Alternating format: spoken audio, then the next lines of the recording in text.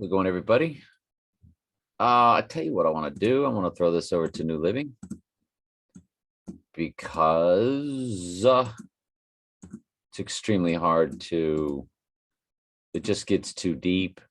I don't understand it. I don't know what I'm reading to you. It is cryptic prophecy. It is the old days fusing in with the end times. And you don't really know where it begins. If you did enough research, you could that. What if this whole king of the north, king of the south, what if the king of the north was 7 different phases of the Antichrist? I'm sorry, the 7 different phases of the kings of Babylon. There are 7 kings, 5 have fallen and 1 is, and 1 is not yet coming. When he comes, he must continue a short space. That there are 7 kings of Babylon, or the Babylonian, or the mystery Babylonian empire, but 2 of them were called by the Lord, and they both loved Daniel. That would be Nebuchadnezzar and Darius the Mede. And we know that they were both saved. We proved that in this Daniel 4 video series playlist. By the way, if you're new, I would invite you to my main channel. I'm sorry, my archives channel. My main channel now is Telling Truth 2, but I've got one called Telling Truth Archives. And I quit uploading there because I got threatened once that they would shut my channel down. So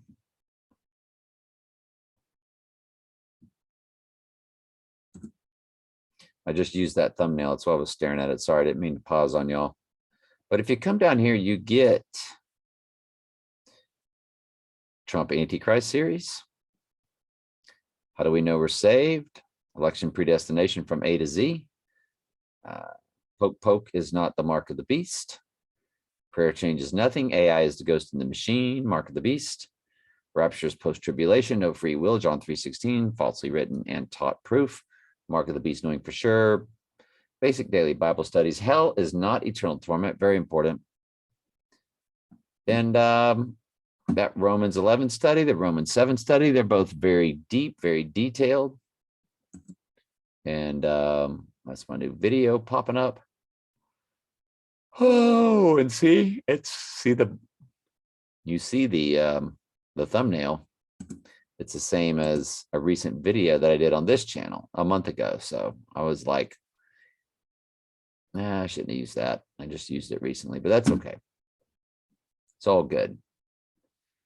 But since there are 7 kings of Babylon, I wonder if there would be a way to break down these king of the north, king of the south readings and to check it out, to see if you could historically place them or biblically place them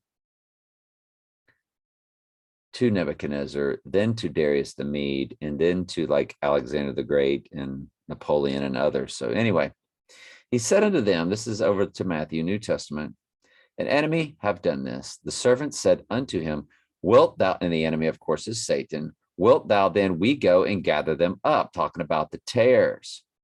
And he said, no, lest ye gather up the tares, but also root up the wheat also. So while you're killing the tares, you might kill the sheep also. Let both grow together until the harvest. And we went over that harvest with you yesterday, that it's in Revelation 14, King James Version, Bible Gateway.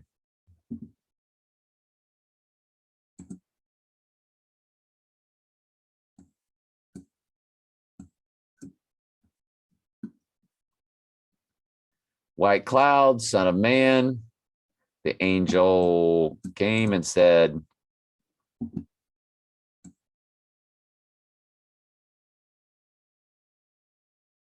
would I highlight that? Let's just say angel came out and said to the Lord, thrust in thy sickle and reap. Reap what? It says, for the harvest of the earth is ripe. And Jesus reaped. And then another angel came out and they reaped the goats. And that's the wrath of God, the great winepress and all the blood and so forth. So yeah, I know it's pretty gory. So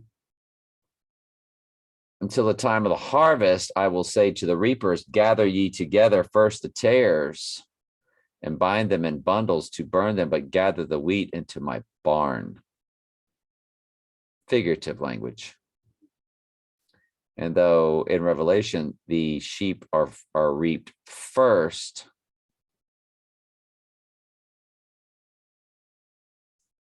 but what you realize throughout Revelation is that judgment takes place before the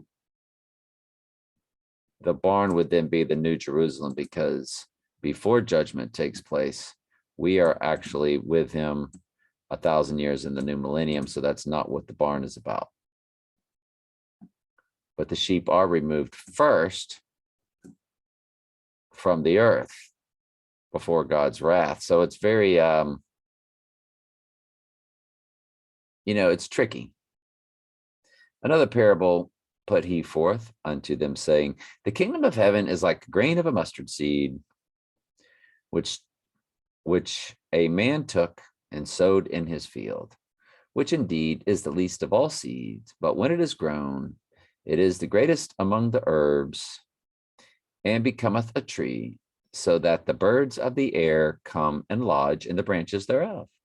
And another parable spake he unto them, the kingdom of heaven is like unto the leaven, which a woman took and hid 3 measures of a meal till the whole was leavened.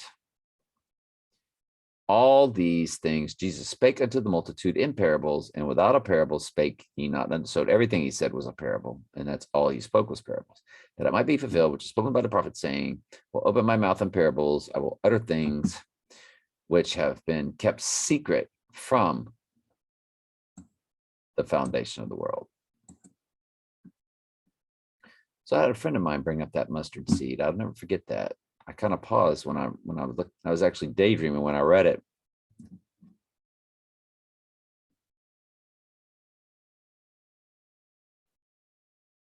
Well, it just means that, it's just a human life, but it ends up being what?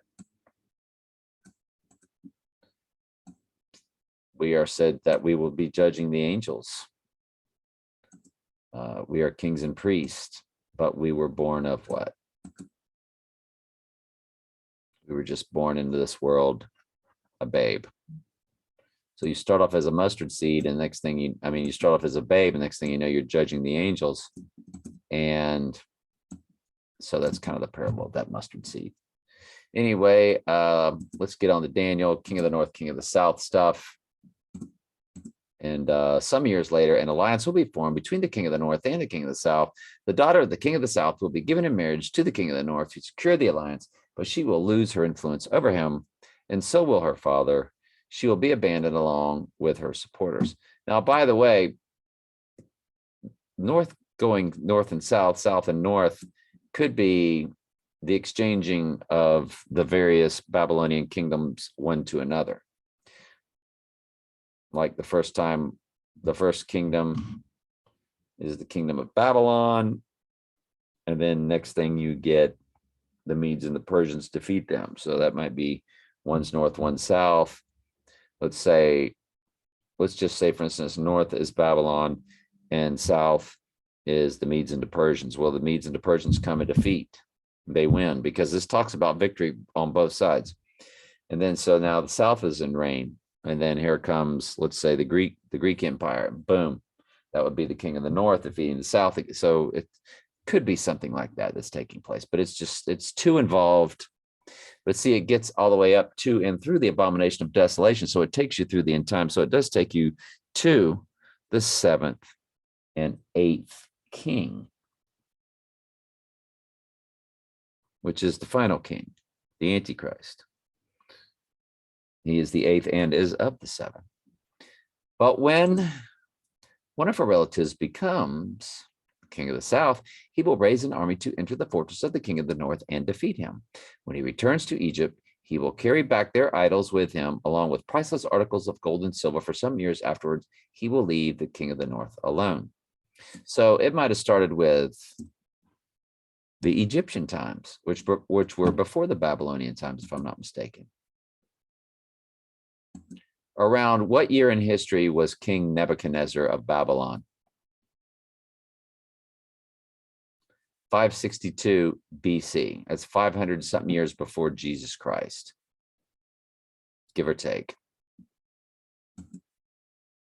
And we know the Egyptian empire was what, 2,000 years before that.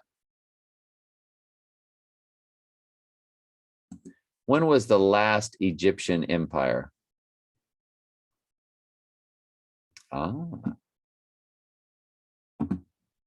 664 to 656.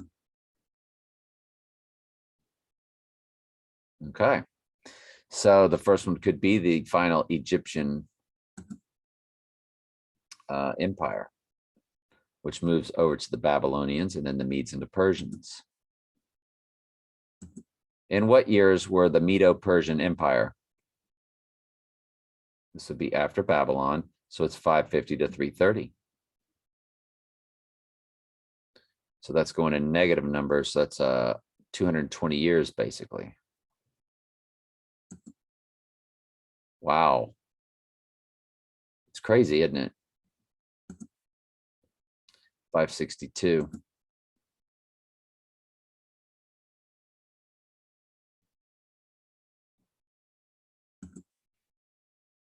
$562, and then this began at 550. So there's a 12-year kind of an, excuse me, like an overlap where maybe the empire wasn't quite set up, but they did defeat them in one night.